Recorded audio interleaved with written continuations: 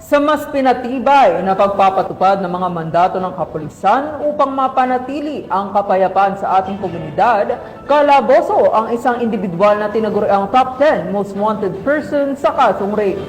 Ang pagkakahuli sa suspect ay patunay lamang na ang pambansang pulisya ay hindi titigil upang mapanatili ang kaayusan at kapayapaan sa ating komunidad.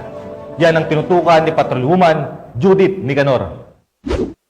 Mas rehas ang top 10 most wanted person regional level sa kasong rape matapos maaresto ng kapulisan ng 2nd Provincial Mobile Force Company sa City of Buntol, Barangay Montañas sa Malabuyok, Cebu nito lamang nakaraan.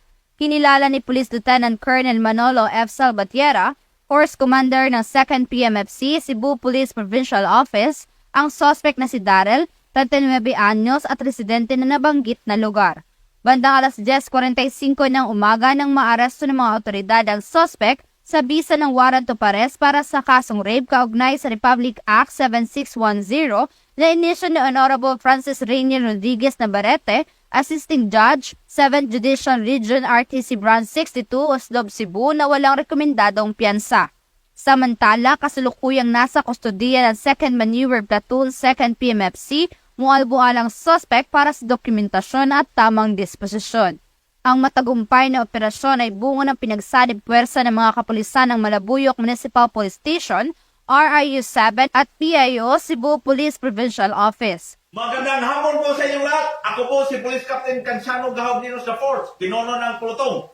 Sa ilalim ng direktibang supervisyon ng aming Force Commander ng 2nd Provincial Mobile Force Company na si Police Lieutenant Colonel Manolo Fariñas Salvatierra. Nais po namin ipalam sa publiko na noong Oktubre 15, taong kasalukuyan, meron po tayong nahuli na isang suspitsado sa kasong rape o sa pangangasa o paglabag ng Article 266 of Revised Penal Code at paglabag ng Republic Act 7610. Sa ilalim ng nasabing batas ay pinoprotektahan ng mga kabataan mula sa pang-aabuso na walang rekomendang piyasa sa bisa ng warrant na pinirmahan ni Jurado Francis Javier Rodriguez Navarrete ng Regional Trial Court 7th Judicial Region, Branch 62 ng Oslo, Probinsya ng Cebu.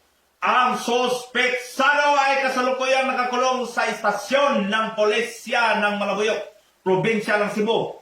Muli po, pinapaalahanan po ang mga magulang at sa lahat po ng kababaihan na maging maingat po tayo sa lahat ng panahon. Maaari po ninyong ipibigay alam sa tanggapan ng ating pulisya at maging daan para mabigyan ng hustisya ang mga inosenteng tao, lalong-lalo na ang mga kababaihan at kabataan. Mangyaring tumawag po sa ating himpilan na numerong 0949-347-2487 para sa anumang sumbong o reklamo. Dahil sa bagong Pilipinas, ang gusto ng pulis, ligtas ka!